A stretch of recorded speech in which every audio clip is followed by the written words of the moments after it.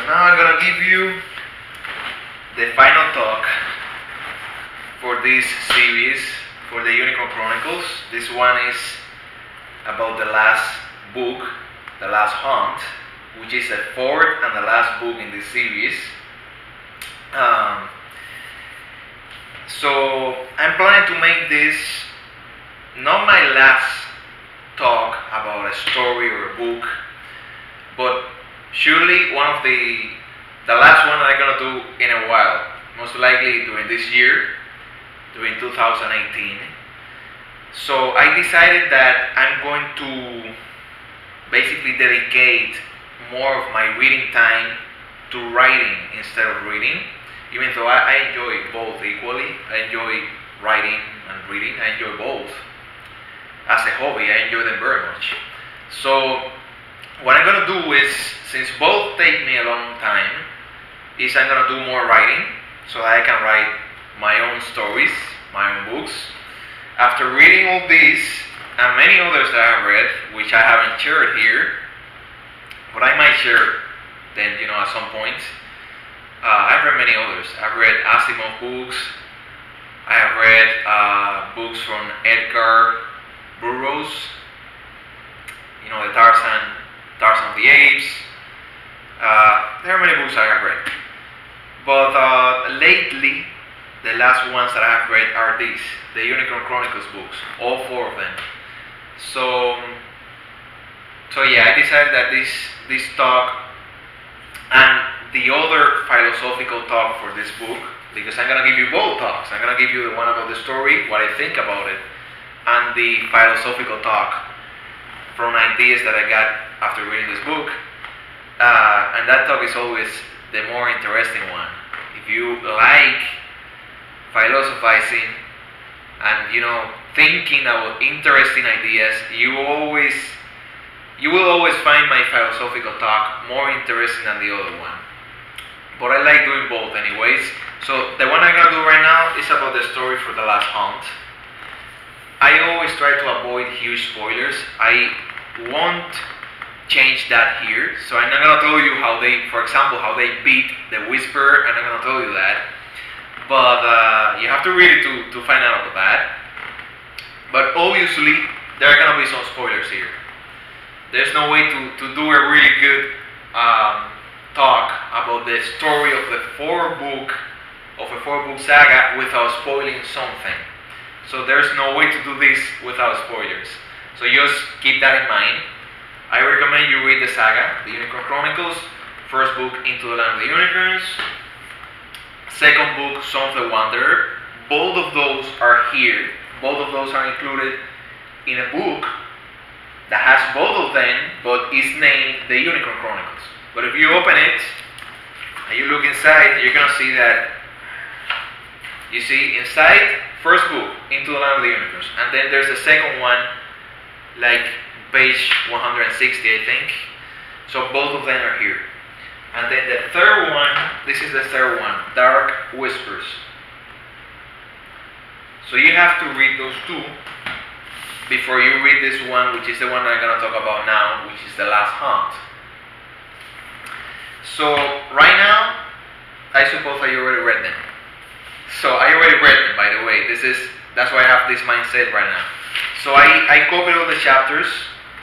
I copied all the chapters in the page, and I'm going to tell you what I liked and what I disliked about this story. There were many things I liked. There were many things. Not many really, because it is a good story. It is an enjoyable story. But there were some things that I didn't like as well. It wasn't perfect.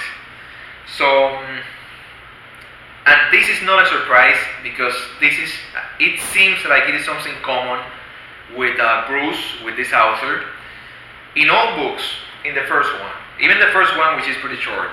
In the second one, in the third one, and even in the fourth one, which is huge, 600 pages. The beginning, it takes time to get into the really good stuff. So you need to read at least 20% of the book to begin seeing things that show you that it is going to get better, or that it is about to pick up pace so that it begins to get better. So it's a little slow, or maybe not slow, but there's nothing amazing or awesome or incredible, something that is really surprising, that shocks you and that leaves you wow, with that wow feeling at the beginning. It takes a while to get to those parts in these books, in all four of them. And the last one is not the exception when it comes to that. The last one is like that too. So they divided the last one in several parts. So it's like a prologue, which is pretty short. Then the Blood Moon Night, which is the night before the first day. Then the first day, then the second, the third, the fourth, and then the fifth day, which is the last day. And that's when the story ends. So basically they divided this book in 5 parts. Each one is like 100 pages and something. The first part, which is the Blood Moon Night, it wasn't anything special. It was just a continuation of the end of the third book, because the last hunt is a continuation of this story of Dark Whispers. They don't complete the Dark Whisper story until they get here, until they get to the last hunt. So the first part is not bad, it's not boring, but there's nothing amazing happening there. So it's just beginning basically. Then the second part, which is day 1, has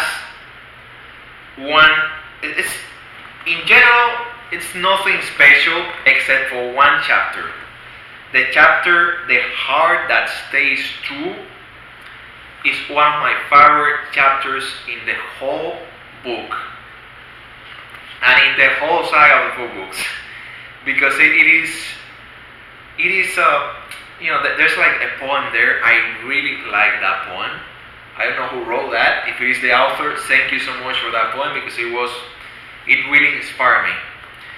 And it was a great chapter. It was a romantic chapter that makes you feel as if you were reading a romance story that is really good, even though it was just that chapter. The story is not about romance or anything like that. It's an adventure story about unicorns. But the way they did that chapter with the poem and the feeling that the chapter gave me, and the romance between those 2 characters in that chapter, it was just great.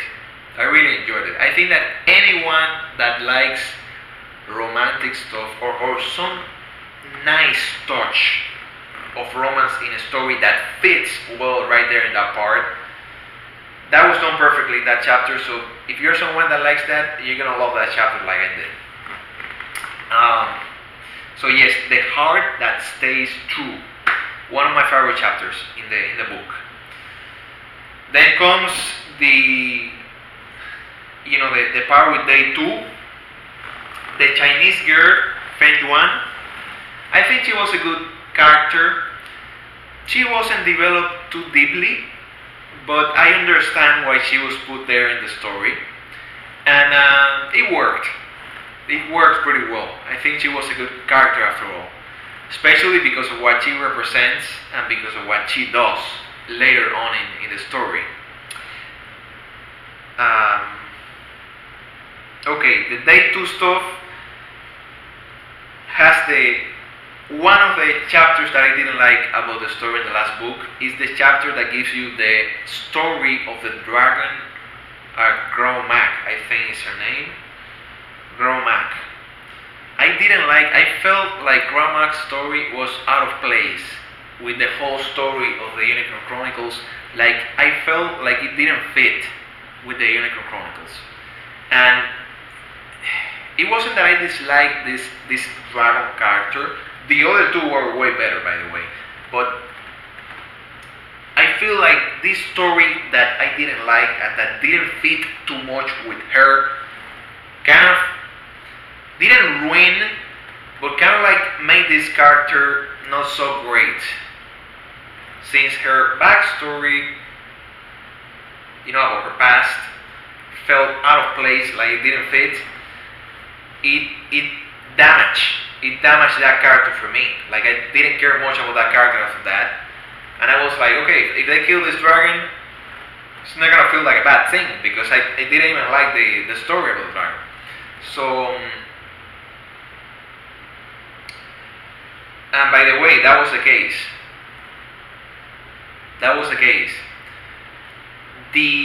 There's a death in the second book of one of the unicorns, and that one reached me. Like I felt like like her friend had died. But the death of this dragon in this book. By the way, I suppose that you already read the book.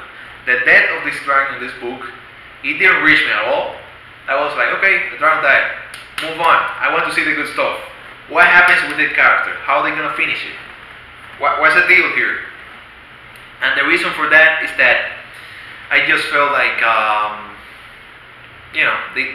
the story for Gromac.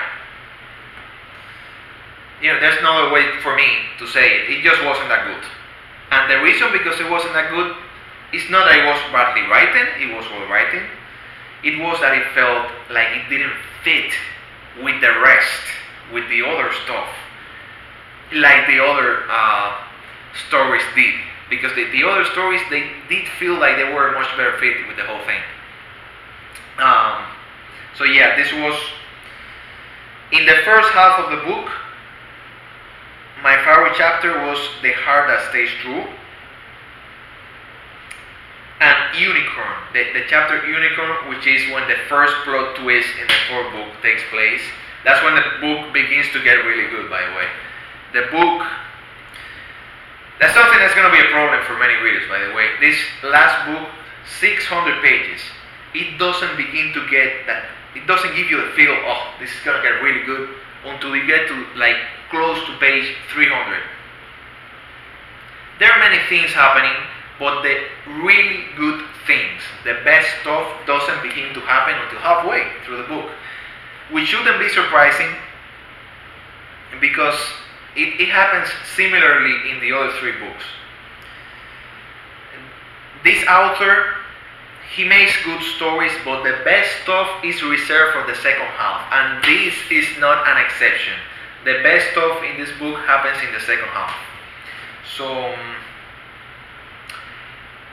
okay, so I really liked the chapter Unicorn. The chapter Unicorn shows you where this is going. And I don't want to spoil what happens there, just in case someone listens to this without reading the book, because it is a big spoiler. So yeah, the chapter Unicorn in day 3 is pretty good.